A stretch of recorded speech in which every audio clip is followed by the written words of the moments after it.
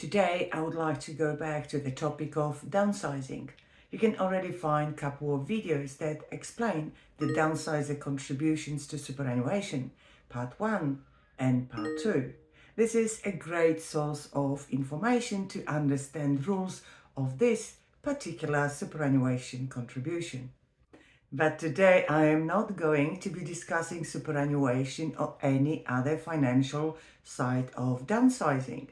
Today, I want to list some other important issues that you should consider before going ahead and selling your family home and buying a new place.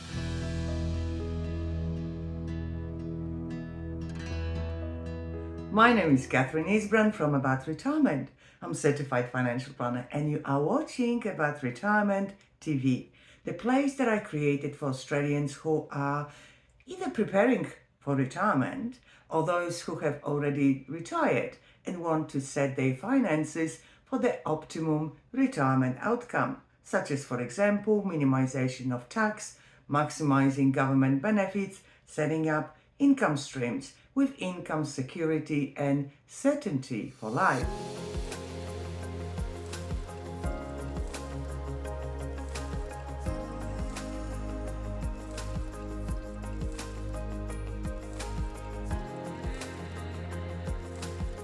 A lot of people wish to downsize in retirement, as often it forms part of preparation for upcoming retirement.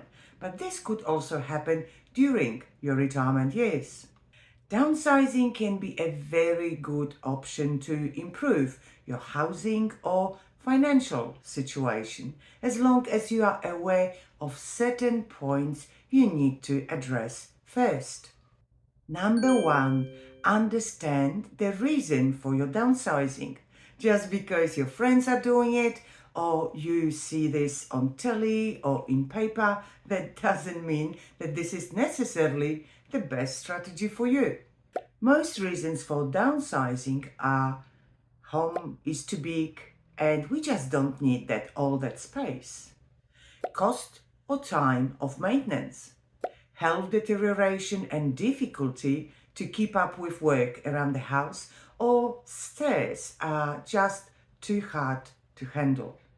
Financial reasons, selling a big family home, downsizing to something smaller, and keeping the difference of money to invest for creating a new income stream or to have more enjoyable retirement or to improve your lifestyle. Sometimes we hear that the reason is a tree change or a sea change or moving closer to children and grandchildren. So please understand your reason, as all other steps should follow your reason for this decision. Number 2, now is the time to figure out where you wish to move to, as this change is not only the geographical move, but it will impact on your finances, on your social life, type of lifestyle you are going to have. You have to decide on the type of accommodation you wish to buy. Think about your future years, as you don't want to be moving again. Can you see yourself living in this place if your health deteriorates and you could require more medical attention? Also ask yourself how you want to spend your time. What it is that you wish to be occupied with during your retirement years after downsizing. If you want to consider future health care, maybe retirement communities are a good fit for you. Number 3, once you have chosen your place, now please pay attention to all legal and financial forms that you are being asked to sign. You have to understand your contract. For example, is the property a freehold or a strata title?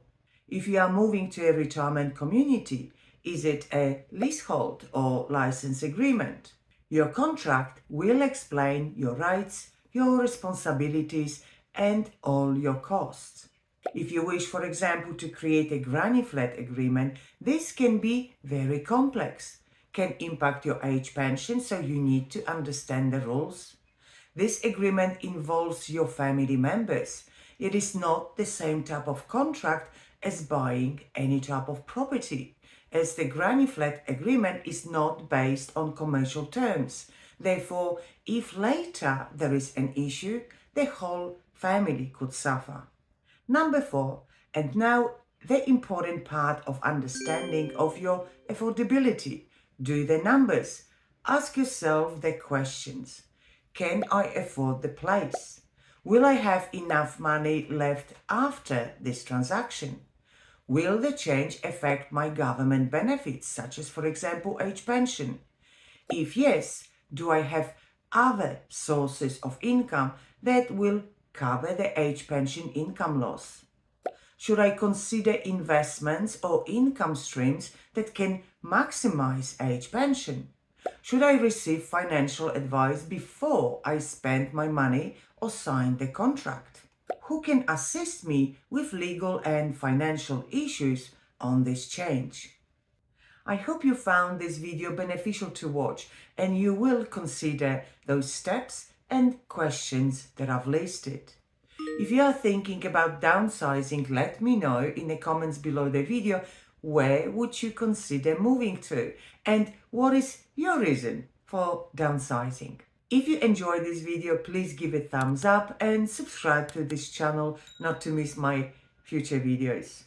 And if you find yourself in a situation of being unsure of the move, especially if you feel uneasy if you can afford it, or what you should do with the remaining savings and surplus from the sale of your home, if you wonder if such a move would impact your age pension or your income stream, book a meeting with me to go over those questions.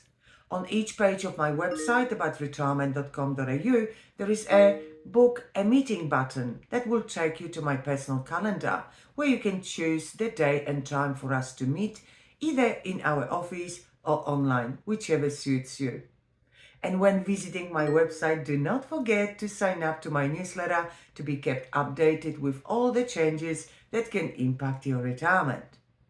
And now please keep on watching those videos about downsizer contribution part 1 and then jump into part 2. The second recommendation is a very interesting question. What can I do with my super in retirement?